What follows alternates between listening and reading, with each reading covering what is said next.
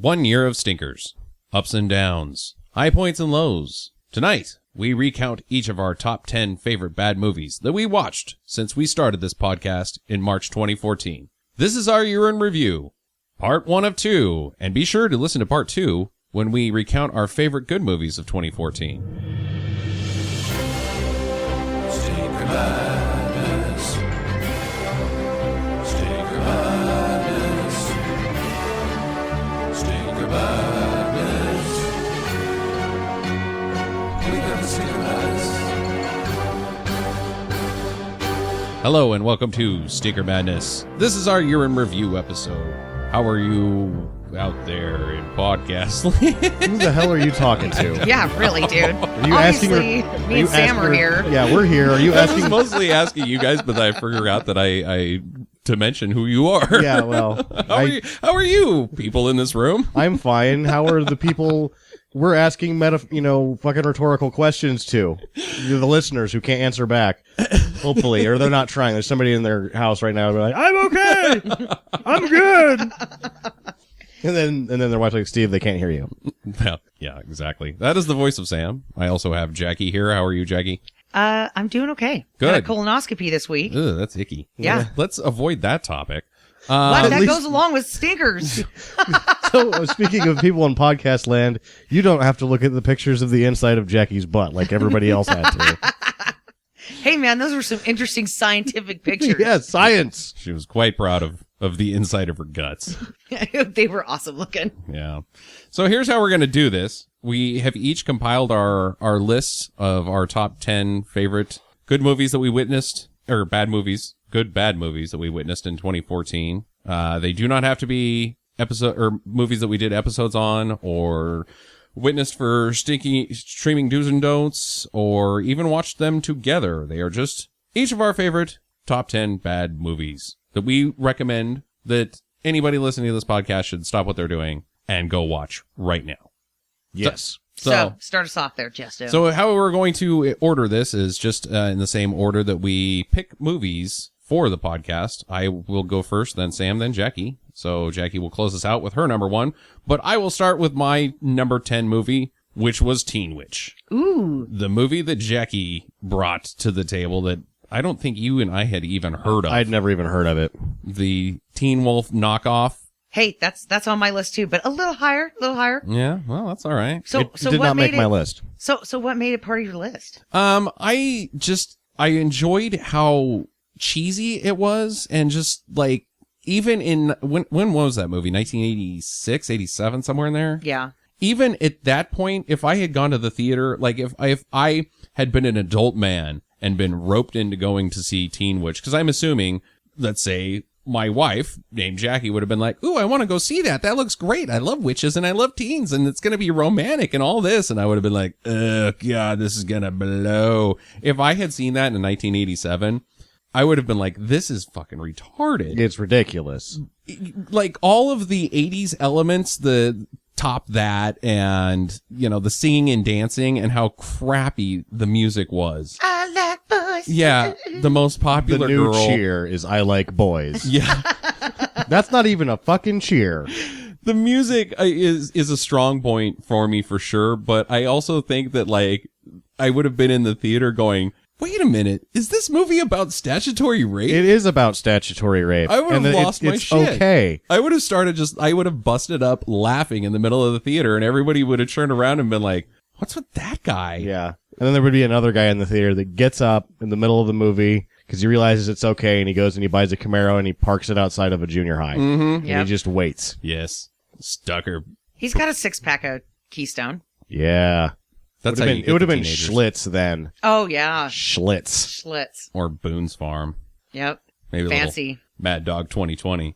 Yeah, I don't know. I thought that I did not see it coming. I thought that it was going to be a miserable experience. It was a good time for sure. It was a good time. I enjoyed it. I would even say that I think for me, it's the one movie that is geared specifically towards teen girls, because I really hate teenage girls. Like, I can't stand them. Yeah, Girls Just Want to Have Fun was geared that same way. Exactly, and I enjoy Girls Just Want to Have Fun. In the same vein, I just didn't enjoy it as much as I enjoyed Teen Witch. Oh, 'cause no. Teen Witch was just a terrible, terrible movie Oh yes. that Magic. was a bad idea. It didn't And make any fucking sense. Didn't make any fucking sense. And But it had some sweet jams that totally got stuck in your head. that were terrible. Terrible. Yeah. For a week, I like boys. For a week, you couldn't get it out of your fucking head. Yeah, so there you go. My number 10 is Teen Witch. What about you, Sam? Where are you at for number 10? Number 10?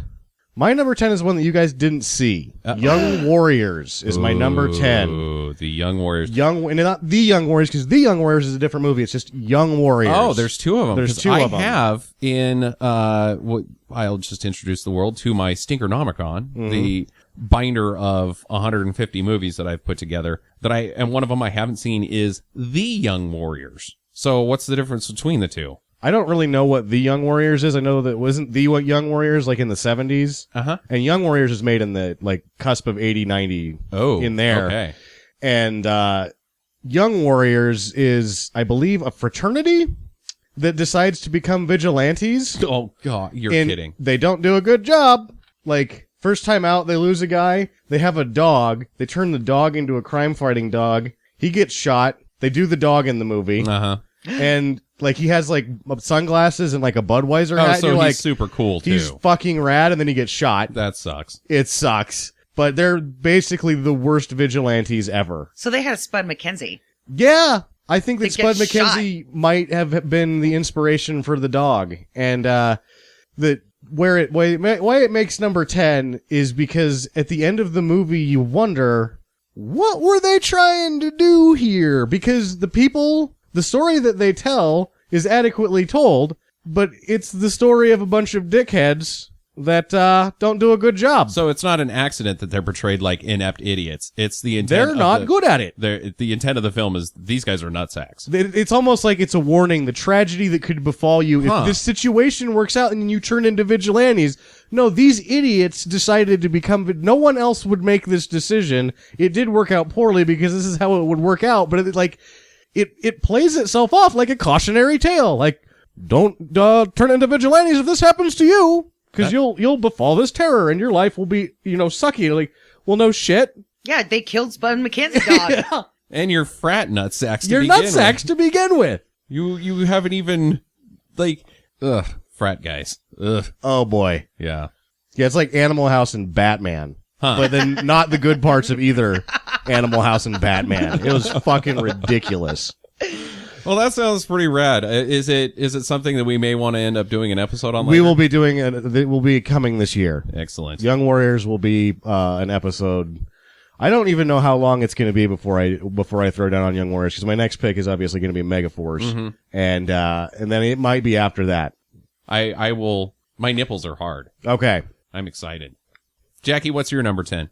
The Wicker Man. Oh yes. Yes. The bees, not the bees. I mean, like, what's in that sack? Is that a shark? What's that? Oh, I say, is that a like- shark or something? Every time I see somebody carrying Oh, a box God. or a bag or anything in film, what's in there? Is it a shark or something? Yeah. I mean, that movie's just so damn entertaining. And he punches a lady out. He punches like 6 ladies out. I know. And like, the costumes were pretty good. Like, I'm a bear lady. Oh, fucking, that movie is so ridiculous. Yeah, it's awesome. It's over the top. I wanted to do, the problem with my favorite line is that you can't do it because it's so over cagey. Because last night we were at a barbecue and one of the hot dogs got too burnt, and I wanted to be like, why's it burned? Why's it burned? Why's it burned? Why's it burned? I would have enjoyed that. I thought you were going to say, And only you would have got it. yeah, you're right. And everybody else would have thought I was a crazy asshole. Just go for it, man. Yeah. That's how you own life. Just to be a crazy caged, asshole. Cage at all time. He is so supremely cagey in this film. I think it's one of his better ones. It's as cagey as it gets. I am not sure at this point if The Wicker Man is not my favorite Nicolas Cage movie ever filmed. It's the funniest Nicolas Cage movie ever made. Even more than No, Raising Arizona is Arizona. actually funnier, but this is, number 2, but I don't think it was supposed to be funny. I don't think it was supposed to be a comedy. No. It was the feel-good comedy of the year. Yeah, I had tears in my eyes. It was so funny. Non-stop laughing, even when he's burned to death at the end. I'm just going, ha, ha, ha, ha, And what was his tape again? That he had the Everything is okay. Yeah, everything is okay tapes. And I know that we made jokes about that for like weeks. No, I still make jokes about that too. I forgot that's what that's from even. Uh-huh. Everything is okay. Have you seen my Everything is Okay tapes? Oh shit, no. What the fuck. Oh no, you do have problems. Yeah. I think The Wicker Man is going to be the new Dumb and Dumber for me for probably the next 10 years. I will be quoting The Wicker Man at least once a week. Yeah. Maybe multiple times a day. Just by that's now just part of my vernacular is quotes from The Wicker Man. It has that Anchorman. I quoted Anchorman a Yeah, lot. Milk was a bad choice, and Not the Bees is essentially synonymous. Yeah. Very good choice, Jackie. My number 9 movie, No Holds Barred. That was in my honorable mention. Mine too. I loved No Holds Barred. Another surprise. None of us saw that coming. No, the Unit eyebrow on the black guy. Tiny Zeus Lister. Yeah. I mean, that guy was just so weird looking. It was just like, oh my God. What? Well, Tiny Zeus is a weird looking dude to begin with, but the whole concept of the film It's a movie made by people that had no business making a movie, and naming writing it. a movie, and being in a movie. Like everybody involved is a bunch of wrestling guys. Like, we're gonna make a better movie than Hollywood. Right. They got done with it and they saw it and they're like, we did it. We have- cracked the code. And then other people saw it and they're like, are you fucking retarded? It's Hulk Hogan propaganda. Like, Yeah. Hulk Hogan is going to change the world, everybody. He Oh. is everybody's friend. He's gonna rip him up. Charity is going to happen. Rainbows are going to start shooting out of his asshole. It's just, oh my God, what? Yeah, I had known that No Holds Barred was a terrible film because I do remember when it came out that it was on the same weekend as Indiana Jones and the Last Crusade, which was like, well, nobody's going to go see No Holds Barred. And so nobody did, but I had no idea that it was so unbelievably awesome. Because it's unbelievably stupid. It is unbelievably stupid. The Battles of the Tough Battle Guys of the Tough is Guys. one of the worst named things I've ever heard in all of film. And it really actually, but it's very accurate. It is the Battle of the Tough Guys. Yeah, And, like- it's like Robert Hamburger wrote it, but it isn't. It's a little too like Robert Hamburger is a little too savvy for who wrote that film. If you don't know who Robert Hamburger is, visit realultimatepower.net and read everything on there, and you will understand the type of writing that goes into No Holds Barred. And I kind of get the impression that the movie Twins with Arnold Schwarzenegger and Danny DeVito might have been slightly based off of this because Hulk Hogan is this ultimate wrestler guy and his brother is like some piece of shit that can't defend himself. I don't remember Hulk Hogan's brother in that movie at all. I thought his brother was in that movie and like his brother gets killed or gets paralyzed or some shit and then that's why he goes after the guy. What? I don't think you saw I No think Holds you're- Barred. You're not talking about the same movie. I think that's called Bloodsport, and you still don't have it right. No! Yeah. Dukes. Yeah. Okay, USA.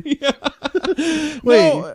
No Holds Barred is they make a TV show around wrestling. Yeah, I know, but I thought that Hulk Hogan's brother No, was the manager guy. No, the corporate guys just manipulate Hulk Hogan into doing whatever they want, and then he's had enough. He's gonna rip them up. Oh. they and he want had the him weird to, little hand yeah, thing. Yeah. Yeah, okay. Rip him up. I guess there was no It's just like brother the- revenge. I mean, there was Hang might 10. no. Didn't he have a brother or something? Because he went I to his don't know. brother came to his house or Yeah, dude, I thought there was There a was a brother in there. brother. The brother Oh got yeah, beat maybe up. Tiny Zeus Lister. Yeah, does beat up something the brother. but I don't think it was like I'm gonna fuck you up. I think it was just Tiny Zeus Lister just like being a hurricane of destruction throughout the world, and it just happens to be that Rip, whatever his last name was, his brother got in the way. Something like okay. that. Well, either way, I mean, like, yeah, we could try to figure out what happened in that movie for the next 10 years. yeah, exactly. Other than the Battle of the Tough Guys did go down. What's Yeah. that smell? Dookie, Dookie. Great film. Yes. Sam, number 9. My next two are actually, even though, and this is why I feel they're so strongly, even though they are higher up in my all-time, that they even made this list is an achievement in how good they are as bad movies. Number 9 for me is Never Too Young to Die. Oh, great movie. Absolutely. Even great though I had film. seen it before, it still made the list. it, Just because even the second time, its impact is above the other films I watched. it was a shock to me. Again, I like complete surprise. You had told me, oh yeah, it's John Stamos and Vanity in a movie. And John Stamos is an action star, and George Lazenby is in it. Lazenby. I was like, this is gonna suck. Oh, and Gene Simmons is a lady boy. Yeah. Well, I had to underbill it so that you get the same shock and awe that I had the first time I saw it. I was all in once the gymnastics started, and I was like, "Woo, look at that!" Oh, as soon as you hear the opening Stargrove. couple bars to Stargrove, the yeah, it theme should have song, just you're been like, called Stargrove. whoa. It is actually called Stargrove in many, many other countries. Huh. Yeah. It is also part of the new Stinkernomicon, and in order to print the DVD artwork, I had to use Japan's DVD artwork. and Excellent. it is called Stargrove in Japan. Oh. And post our doing that episode, I have realized that there is a huge following to the Never Too Young to Die that I didn't even know existed. I am surprised that the Japanese title wasn't Tight Pants Flipping Man Saves the Bridge. Because it goes down fun where he time. saves the Earth at the end of the movie on a bridge that they would just sort of like, well, no, he didn't. He just saved the bridge. Which he kind of just saves the bridge in the movie, even. So I'm surprised that wasn't the title. It is an unbelievable film. We say that we can't believe a lot of these movies got made, but some movies are just accidentally bad, like good concept, and then there's just inept people working on them, or the budget gets pulled, or just on paper from the very get-go, this thing is nanners. It doesn't, like, well after Jim Cotta failed at bringing gymnastics into the action movie, they are still like, you know what? Let's give it another shot. Gymnastics is totally action-packed, right? Right. No. Yeah, they're athletes. They're strong. They could be action stars. Not saying that gymnastic. I'm not saying that in reality right now, there's not some gymnast that works for the U.S. government and is just killing all the fools. It might be happening. But on film, It doesn't look does good. not work. Yeah, it's ever. just like one of our problems with Jupiter Ascending. The practicality of the sky skates or whatever they are, Uh-huh. it actually would work good like that. Uh-huh. It looks super fucking stupid It on looks super screen. fucking dumb. that's- Gymnastics fighting is Gymnastics fighting looks super fucking stupid. Imagine if James Bond was a gymnast. That would have just ruined that whole franchise. just handsprings throughout it. Well, we saw Beowulf. We saw Beowulf with Beowulf Christopher did Lambert, and a he's lot of doing flips. handsprings and flips and shit. And it looked awesome because they never sold it like this gymnastics is gonna work. He just gets punched in the face directly after doing flips and handsprings. Yes. And that worked. That worked for me greatly. But, you know, I think at this point, I'm willing to watch any movie that has gymnastics fighting with it. Oh yeah, it's I'm kind of 4 like, for 4. yeah, it just sort of, it turns the dial to 6 for you, and all it really has to do is be shitty after that. Uh-huh. You're like, well, that worked. That's a top tenner again. We should not neglect to mention the amazing performance by Gene Simmons. Yeah, Gene Simmons is pretty amazing. Turds. Yeah, cheers, lady boy. I got a wiener and some boobies. Yeah!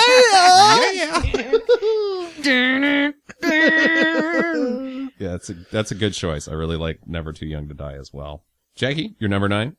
Deadly Prey. Oh, With Danton. Ooh, Deadly Prey. Well, spoiler alert. It's coming. You will be hearing of this one again. Yes, from both Sam and I.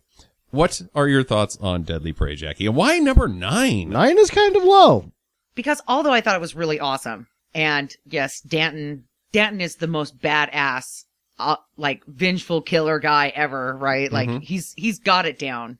But the movie wasn't that entertaining. And as we go along here, I have some different ones that I just thought were more.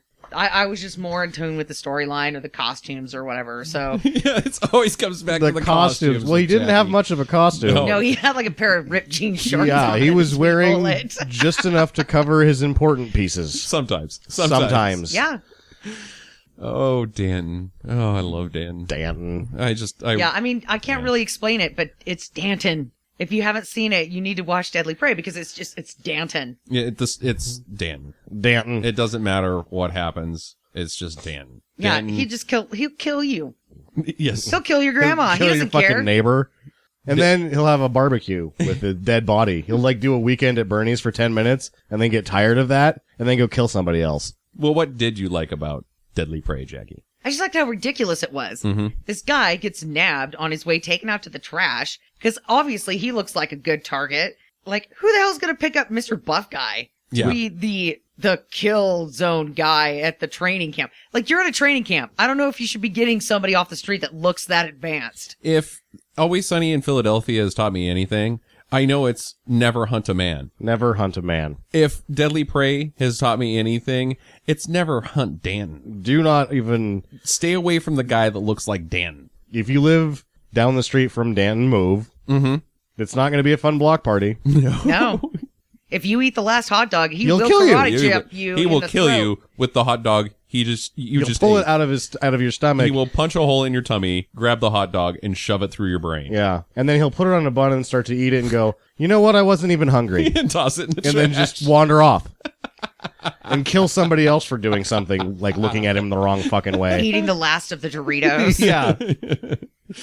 Oh, Deadly Prey. What a find. So where's your 8? My number 8 movie is another non-episode. Dead Heat. Oh, Dead Heat is awesome. It is still on That is also on my list. Netflix. The Zombie Cop. I do not have it on my list because I watched it 2 years ago. Yeah, you did not watch Dead Heat this year, but I did. It was a wonderful find with Joe Piscopo and Treat Williams. Treat Williams is the most adequately named actor ever. He was a treat in this He film. is always a treat. These guys are the two biggest 80s cop nutsacks, cheeseball, high-fiving bro downs at the beginning of the movie. And then as soon, spoiler alert, it's about zombie cops. They become zombie cops, and holy shit, does it know, this film knows exactly what it's doing It from was then one of point the on. most, and I think that even the beginning where they're these nutsacks, that's part of how fucking self-aware this movie, it knows exactly what it's doing. Yes, it does. And the reanimation of the Chinese restaurant food Uh-huh. was so Yeah, awesome. God. Like that cow and what was it, ducks or chickens or Yeah. whatever those things were. It was like, The visual effects are great. yeah. The concept, the execution of the concept is great. My probably my favorite part of this movie is Treat Williams has to come in hot on a motorcycle to invade a building that's filled with gunmen.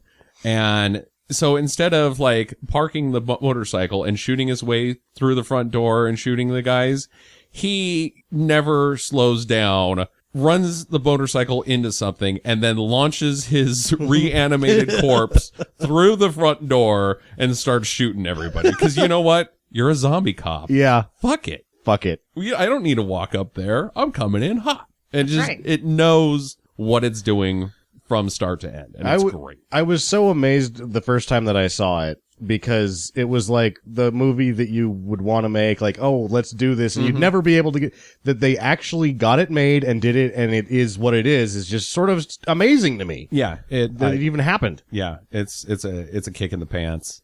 Great time. Highly recommended. Sam? The next was another movie, even though it's higher in this is actually in my top 3 bad movies of all time, but I'm just thinking of the impact this year. And again, it's so good that it made a list, even though I've seen it 5 times. Malibu Express. Yeah, sure. Sure, absolutely. I was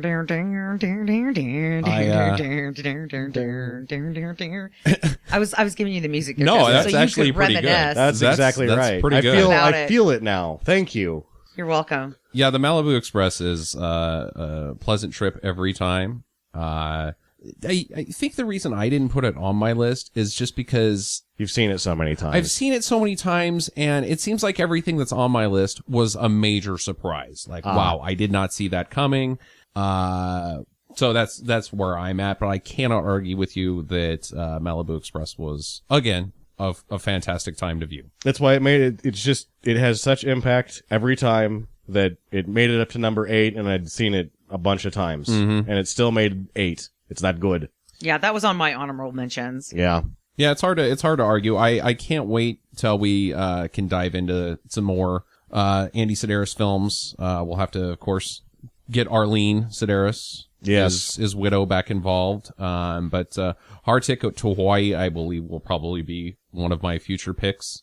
I think at some maybe in point the next Picasso month. Trigger probably needs to happen too. Oh, I think we'll run the gambit on quite a few of them. Yeah. There's a lot of people that really, really, really love these. There's a lot of people that really, really, really still do not even know that they exist. The awareness of these films is too low. It is far too low. Many of them, many top 10 bad movies of all time that I've seen are missing any of these. And it's a tragedy because it's has to be that you just haven't seen these films. The 12 films that Andy Sedaris put together, minus the first one that they never own the rights to, that we can never remember the name of. Seven, yeah. With William Smith in the starring role. I really want to find a copy of Seven I would somehow. like to get my hands on Seven as well, but apparently it's never going to happen. It's one of those impossible films Yes. that's never going to see the light of day again, unfortunately. But yeah, Malibu Express is a good choice. Number 8, Number 8 from Jagge. The Vineyard. Ooh. The Vineyard was honorable mention for me too. Man. I fucking loved The Vineyard, and the reason that I really loved The Vineyard most is because it was like James Hong turned the camera on, turned the sexual harassment off. It was almost like he made a movie just so he could grope a bunch of women. Oh, yeah. He was just molestering every woman every woman in that movie. He got a handful. I Oh, yeah. Every single one of them. It was a 1-to-1 booby ratio. Okay. 1-to-1. What? Well, Does that I got even- I got one hand. You got two boobies. I'm gonna give it a 1-to-1. That's some good math. Yeah. Yeah. See, I can't believe you guys never heard that. The I- old 1-to-1 booby ratio. Yeah, no, I've not. Because I just didn't make it up. I promise. It's a thing. Okay. I just thought it was goofy and it was fun and The makeup was great. yeah. The makeup was great. And the story was entertaining and It is a very we saw this on Netflix. Yes. yeah. It might still be on Netflix. I'm not really I sure. think if it that got is. pulled. I think that eventually, sometime this coming year, I'm going to pull the trigger on this one and make it an episode for us. 'cause Yeah, it was it's- just such a great movie. It's it's episode worthy. Yeah, it was also a fun surprise. I think you picked that just by the cover. I'd seen it before. And Oh, you you guys had. hadn't seen it, and I was like, Oh, yeah. let's She had watch seen it this. You before. guys will like this. And you go, this is going to be dumb. I mean, when I saw that James Hong directed it, I was like, oh wait, I'm in. And Yeah. then, yep, And I had no idea who James Hong was just by name. His face is like one of the Everywhere. most recognizable faces ever. And like, oh, that guy. Oh, Yeah. yeah. And then we started digging deeper and deeper into the library of what he's directed. And it's what it was like 90 films or something like that. no, he's directed, I think, like 11 or something. I thought it was a He's shit been in load like more than 230 or something. But they like all look very similar as far as the level of that. Him quality. grabbing boobs. Yeah, him grabbing boobs. The movie. He just again. loves them, which, I do too. Hey, whatever, buddy. I applaud him. I would like to go to there. Yeah. I would like to make sure you movies do. that really are just kind of fun to watch, but are mostly about me sampling the tits. Sexually assaulting women. Sexually assaulting women. That's what the reality is. In my mind, I'm just sampling. I'm just I'm gathering a bunch of women, and then I'm going to sample their boobs, and I'm going to make a decision afterwards which ones I liked the best, and then oh yeah, I made a movie while I was doing that. Oh, and then the casting session is over. Now it's time to actually sample the boobs on camera. Yeah, on camera. Now I can really now we're past the test drive phase. It's like you've bought the cars. Now you're really going to take them out on the road. I am led to believe that that's how every casting session goes in Hollywood. just dirty, filthy, bad, terrible people. Terrible. Like, all right. Like, this is okay. I have a question. Sure. If you've got a character, a female character that you've written into a film in a booby movie, let's say it's a booby movie that this character exists in, Yes. and you've put out a casting call for a naked lady. At the casting on the casting couch, do they say, "All right, let's check them out. Yeah. We're gonna need to see them." I think they have to. Yeah, if you're casting tits, you have to see the tits. Yeah, because wonder if you're like, oh, you got a pretty nice body, and then they take off their top and they've got one boob that's like a double D and one boob that's like an A. Or, one's headed north and the other one's like, east. What? What No. happened? Now that I think that's blatantly obvious if you're casting strippers Or if and they've got say- zit butt. say major booby movie, but what if it's something like Kirsten Dunst in Melancholia? I don't know about that. And she's never been nude on film before and had plenty of chances at it. And you as the director go, well, what's going on down there? Is it weird or I something? think that, something like that might be like a surprise. Like day of, you find out what you're getting with Kirsten yeah, Dunst. man, that's Yeah. rolling the dice. When you become a more famous actress or actor, you don't have to show the goods until they're like, well, we'll give you $20 million if you show Yeah, your... but what if they're weird looking? Well, Hey, yeah, dude. but at that point, you're actually not even going for like hotness. What you're doing is vulnerability of character. That's the only way that you can really say that you're using nudity without just showing people boobs. It's the vulnerability of the character. So if you've never seen her naked and she's never been naked, as an actor, she now doesn't have to try too hard because she's vulnerable. She's taking her clothes off in a room full of dudes for the first time. Yeah. So Well, it works. on camera. A room full of dudes. Yeah, well, college, who's to say? Who's to say? All right. Yeah, Vineyard is a great choice, Jackie. I think that's a surprise pick. I like it. My number, where are we at? 7. 7. My number 7. Jackie missed this one. Sam will remember it affectionately. Ninja 3, The Domination. Ninja 3, The Domination is a little higher on my list. Oh, yeah. Ninja 3, The Domination was another surprise. Surprise. Because you have seen Ninja 1 and Ninja 2. Karate Chop! And you just missed out on Ninja 3. I don't know what the hell you were doing that day, but I don't know either. We went over to Whoa. Jeff's house to watch that, though. I think I was out of bullshit, town. The movie. It's so odd that was like, to begin with, Ninja 1 and 2 are almost non-related in terms of the story. But they're still fairly straight-edge ninja movies. They are. And Ninja 3 is basically unrelated. So they're not even really, thematically, they're a perfect trilogy because it's just sort of ninja bullshit. And Sho Kosugi is the uniting factor of all of it. But wow, did they crank the dial on 3. Oh my god, it is. I think, since you're probably going to talk about it a little later, I want to say my favorite part of Ninja 3, and I think it's a very understated favorite part because there's so many favorite parts in this It's just film. amazing. The ape man that is the love interest That thing. is a walking Chewbacca. He is the hairiest, grossest guy I've ever seen on camera. And it is like that scene in, what's that film with Ben Stiller where he has to play basketball against the gross, hairy, sweaty guy and he gets his face rubbed up against his Is that belly? the cable guy? No, that's not with Ben Stiller. Maybe it's Along Came Polly. One of those films. Oh, but I haven't seen that. that poor woman who is the ninja, spoiler alert, the magic ninja, Possessed. she has to have multiple love scenes with this rug. Yeah. And she has to get her face.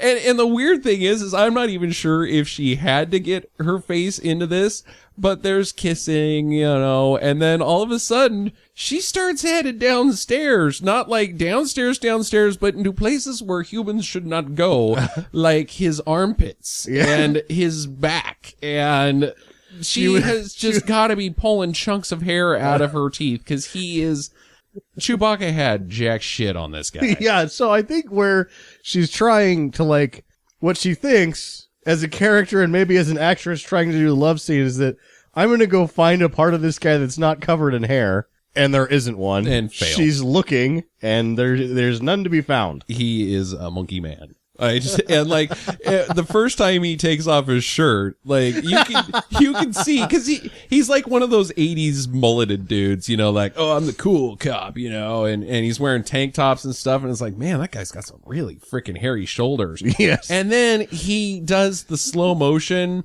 shirt taking off where you pull your shirt from the bottom up over your head, all sexy time, and it's like, whoa, how did you leave this shot in this film? Unless you were like, look at this guy. This guy showed up. This is what we got. I totally need to go look this up now. Oh, I'm so Ninja excited. Three.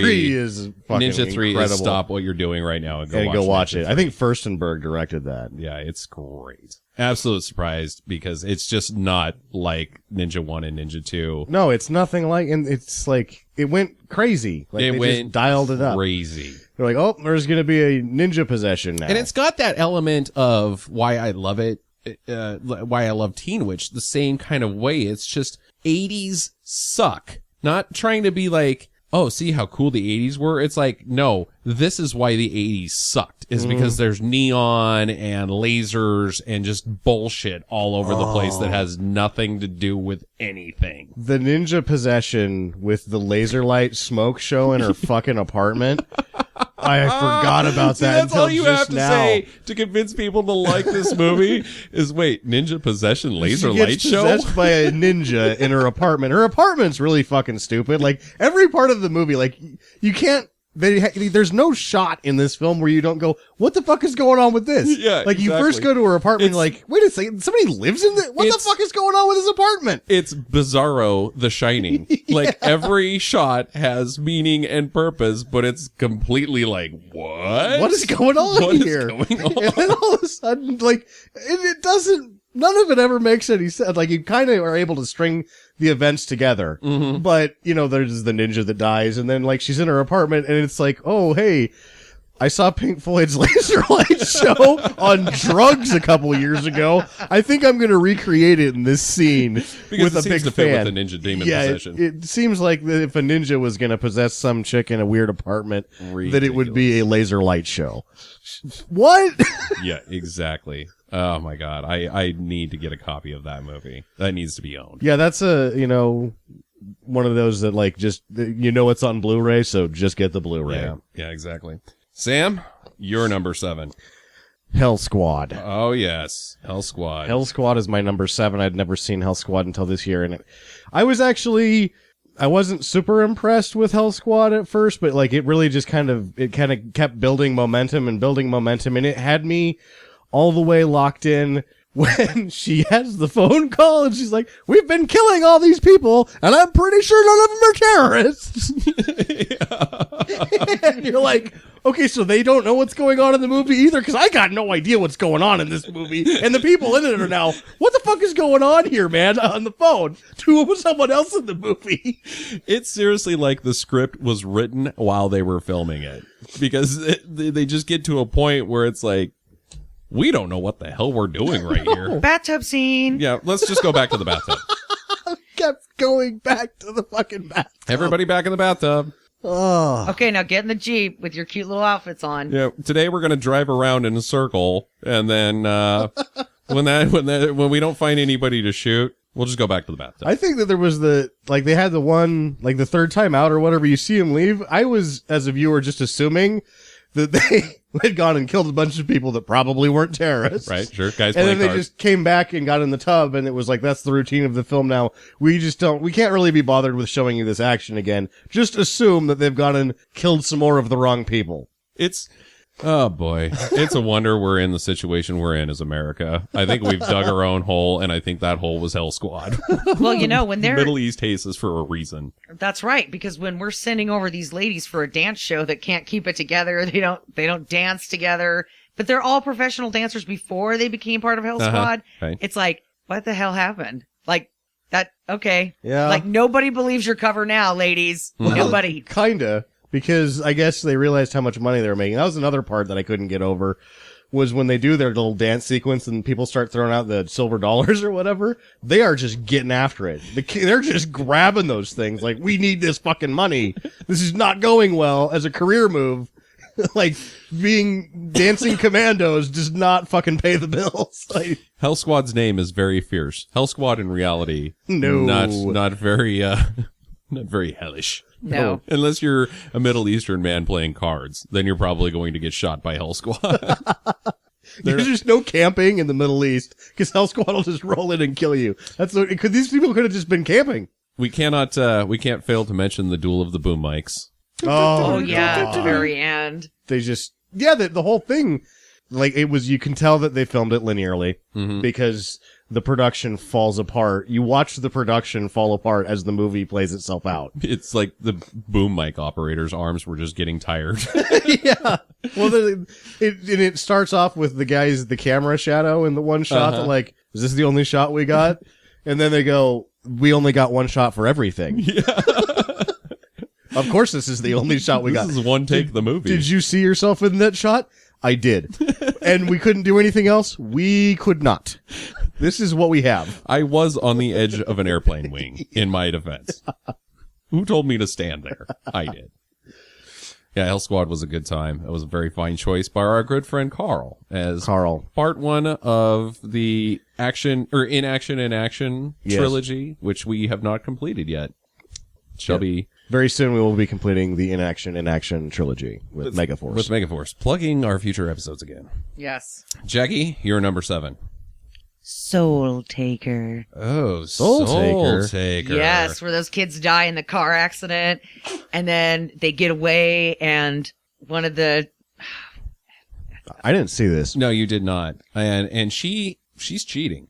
She saw this via Mystery Science Theater 3000. no, I'd seen this before, Oh. and they're like chasing him down, trying to get him to go back to death. And Uh-huh. Sure. Absolutely. oh my god, With, it's just like, I don't know. Like, Joe Estevez. yeah, the Estevez. That's what I was trying to remember. It's like, oh god, it's one of those brothers, but it's not the famous brother. It's like Well, the It's Joe. other the guy. only one we'll mention in this podcast. No, we will mention. We'll mention a Sheen. Yes. I don't know if we'll mention an Estevez. Old Carlos will show up. Yeah. Joe is actually Martin's brother. Mm-hmm. Right. Yeah, I don't know.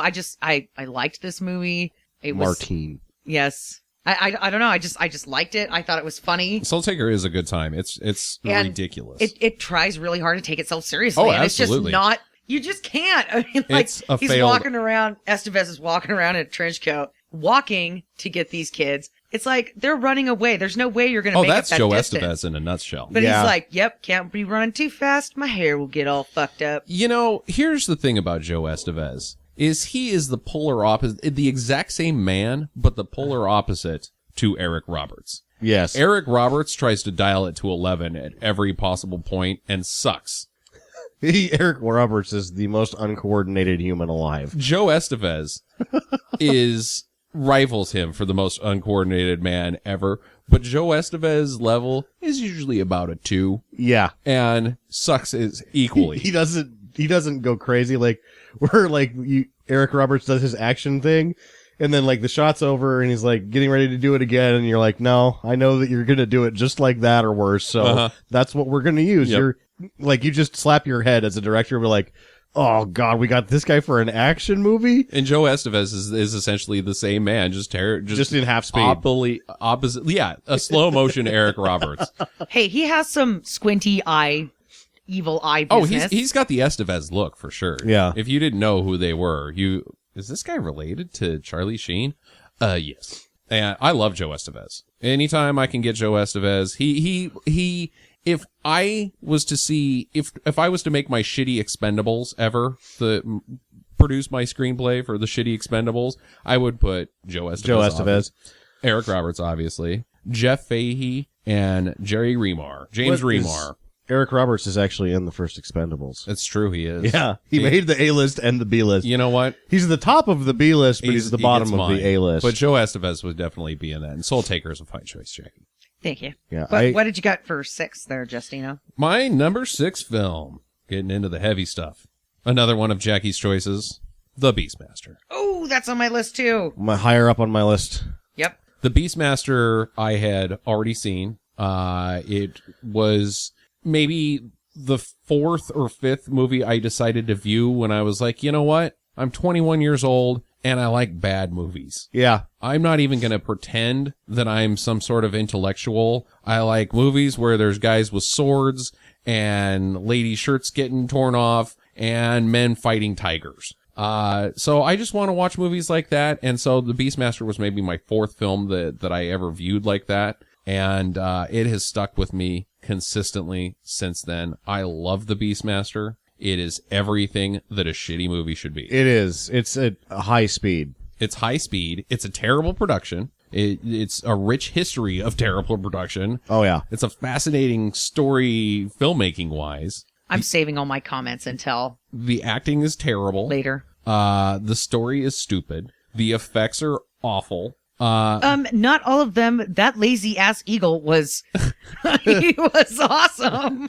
But it is a great time from start to finish. At no point are you ever like, okay, Beastmaster, get back to what you were doing Yeah. earlier. There's never There's no lag. There's no lag. It is just nonstop stupid business that you're just into the whole time. Yeah, and just like one of Sam's earlier picks, the dog gets it in the first, the white dog gets it in Yeah. the first, But 15 it's done minutes. in such a shitty way that you don't feel any oh no, the dog died. You're laughing at the dog died because the dog is not dead. No. The dog is not, the acting dog is not even really that drunk. I feel that dog was they dumped about 4 buckets of Quaaludes in that dog. Yeah, that I dog felt was bad. like- I wanted. Maybe the dog did die. He Yeah, OD'd I on Quaaludes. needed to I was looking for PETA's phone number during that Oh, scene. that is Looking for Peter's Phone Number, the movie. Yeah, I was like, we need to get somebody on this because these people did bad things. Bad things. So many ferrets died in the making of that film. I hadn't watched it since I was 7 or something. And I remember when I was 7, I thought it was a good movie. Right. And so right. I hadn't ever had that revisit of it until then. And that was my revisit of the Beastmaster. So the 2 things I remember is that I thought it was action packed and that my mom had all sorts of, hot, steamy visions of Mark Singer. Mm-hmm. And, I was watching it again going, holy shit, this is bullshit at 1,000 miles an hour. How did I shouldn't have thought this was good when I was 7. It's one of those rare films that you can see at any age. Yeah. It's ageless and you can enjoy it. If I was a dribbling old man in a hospital on my deathbed and Beastmaster came on, I'd be like, you know what? I went out on top. I Got to see Beastmaster. I got again. to see Beastmaster. I would watch it at any age. If I was 5 years old, it would have been my favorite film. It's one of those rare things that usually when you see a movie like this and you love it when you're a child, you watch it again later and you're like, oh God, this sucks. But Beastmaster is not that film. It is just great at any age. Yeah. And it's also male and female, obviously. Anybody can love Beastmaster. Yep. So, Sam, what'd you got for 6? I have another perennial favorite, very high up the list, Death Race 2000. Ooh, Frankenstein car. Yes, good Death choice. Race, because I hadn't, and again, it comes with the impact. How did it make it above 2 movies that I have higher in my top 10? I hadn't seen Death Race in about 8-9 years. Sure. And goddamn, I love that movie. I just fucking love that movie. It's very endearing. I love the cars. And the boobs. Yeah, the cars and the wacky costumes that everybody's got to match their cars. If anybody makes a Roger Corman list, my favorite Roger Corman movies, and Death Race 2000 isn't in the top 3, you don't know what's going on. You don't know what's going on. Death Race 2000 is an achievement in bad filmmaking. It is, again, very similar to the Beastmaster in it is fun from start to finish. Yeah. If you can love it at any point in life, you're probably not going to see it as a child because it is chock full of nudity. There's a lot of boobs. Yes, but you see the monster for the first time, Frankenstein's car, and even if it's just even if you just see a still image of that car without watching the movie, you go, I want to watch that movie. That shit looks awesome. Good choice. Yeah, it's also Carradine kind of at his finest. Yeah, And his finest isn't good. Right. It's the Carradine doing his worst Charlton Heston. Oh, that's a great Because the way he comparison. postures himself in Yeah. that, he swings his body around like he's Charlton Heston. And it's Uh-huh. like, when I watched that one, he does that in a lot of movies. He does different things. I think that guy did too many drugs. Actually, I think that it was been proven Or that other thing. Yeah, well, I think that in the history we'll remember that guy did too many drugs. Because if you go through like his series where he did like Death Sport, Death Sport Remember, was like, his right phys- after like- Death Race 2000. but he's not doing the Heston thing in that. He's No. got like this sort of like I'm an animal man, Uh-huh. the way he moves his body. But there's a couple of movies up to Death Race that he's swinging his arms and his hips around like he's Heston. And this is I think the chief of that. And when you watch it, every time I'm like, you, sir, are not Charlton Heston. Stop doing that. Don't forget we cannot fail to mention Machine Gun Joe Viterbo. Yeah. Stallone. What is this movie? 1977. It's pre-Rocky, and it is just you see Sylvester Stallone and you say, "Thank you for starting your career the same way you just continually to run your career. Yeah. This is your job. You do it well. Thank you, Sylvester Stallone." Thank you. Yeah, I love that movie. My turn. Which is going to be kind of a disappointment for talking wise. Oh. Because my number 6 was Dead Heat, which we already talked about all my favorite things, which was, yes. the reanimated cow corpse and stuff like that. I mean, we already talked about it, so I guess we'll just move on to Justin's 5. But Dead Heat, I thought Dead Heat's amazing. I was just higher on fucking my love list that because movie. I loved it. I really like that you liked it that much, because you typically hate anything zombie. Like, you are one of the... There's so many zombie movies that pre the trendy zombie garbage that's going on right now. There's so many fun stuff that involves zombies, like Dead Alive, which I am going to force you to watch.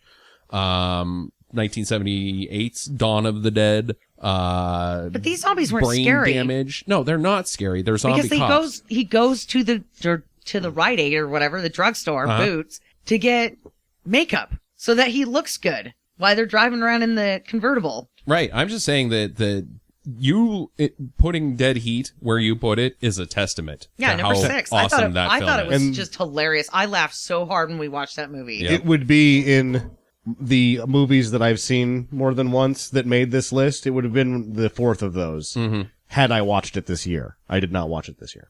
Yes. So let's just move on. There you go. Because we talked about this one. We beat a dead horse, but Oh. it's right. Yeah. So my number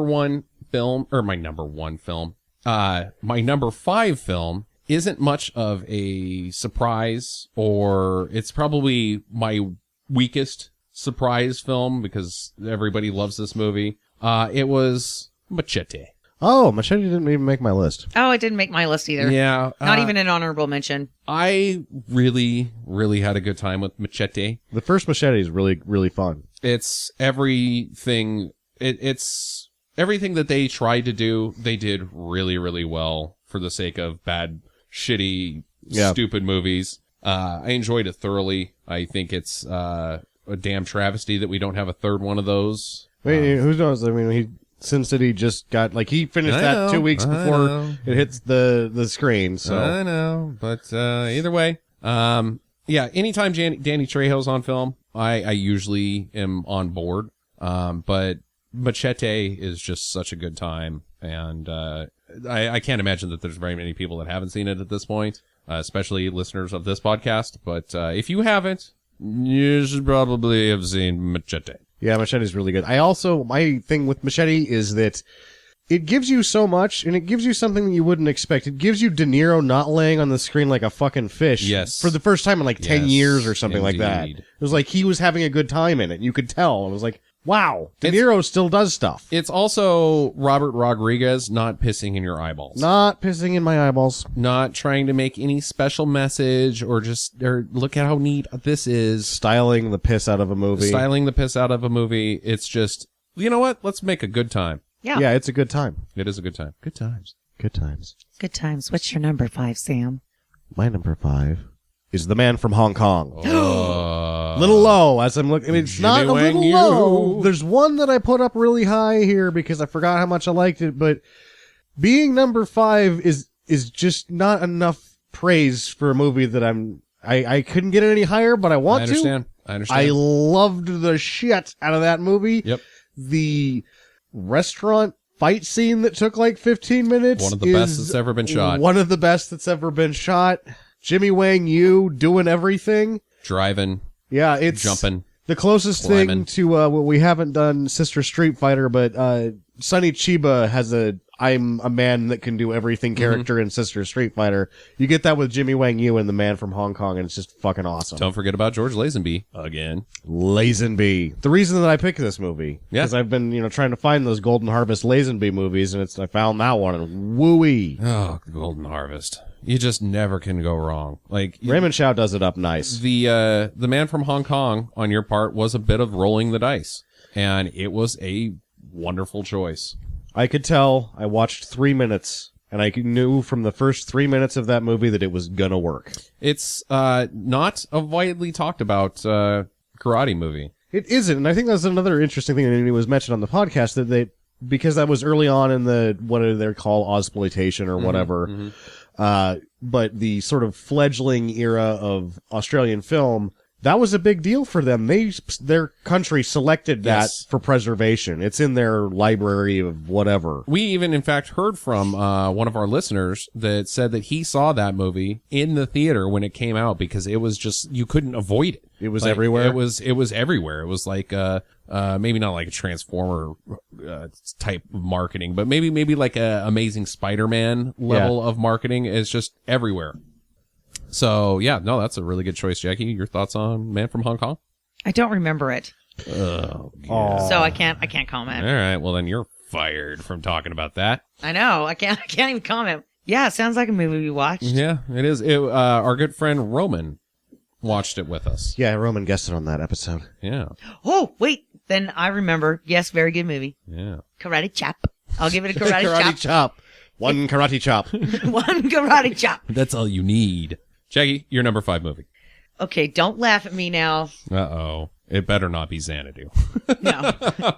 It's The Winter's Tale. Oh. Oh, the sweet No, unicorn. I'm not going to laugh at you. I'm and- going to laugh at Russell Crowe.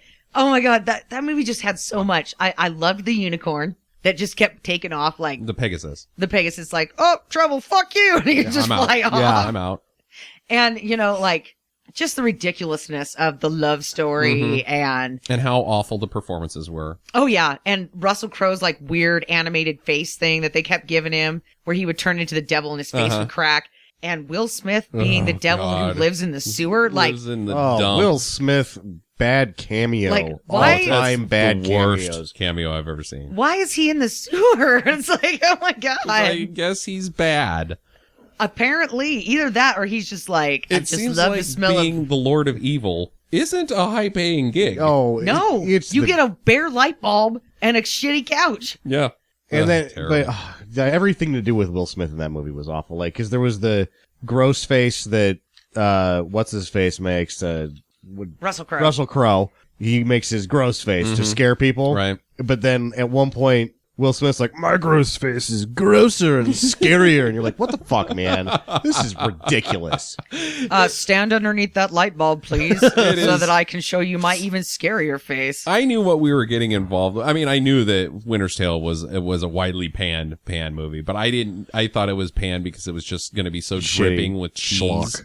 that I wasn't going to enjoy it. But as soon as Colin Farrell's parents were like, well, I guess we can't go to America together. I know. We'll put our infant child inside of a model ship and put him into the New York harbor and everything is going to turn out okay. I was like, oh boy, this thing is going to be dope. Yeah. Yeah, just a little like Noah's Ark type of thing there. Yeah, well, no. Precursor. Yeah, no, I don't know about that. I think One baby arc. The so. one baby Ark. Apparently, the thing about Winter's Tale is it's not that shitty of a movie.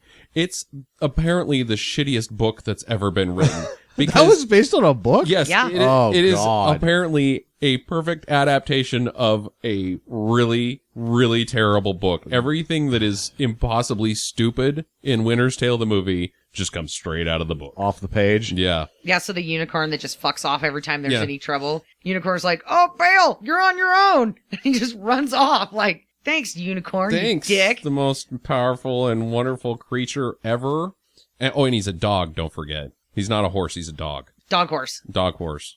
Yeah, I mean, I just loved this movie. I think It was number very 5 magical. for Winter's Tale is not a bad pick. Not a bad pick at all. I loved Winter's Tale. So thus concludes part 1 of our year in review. We will follow this up with our 5 through 1, probably on our very next episode. So stay tuned for that. Thanks for listening and get to the chopper. Visit us at www.stinkermadness.com. Follow Stinker Madness on Twitter at Stinker Madness. Please rate and review us on iTunes and Stitcher. Thank you for listening and get to the chopper.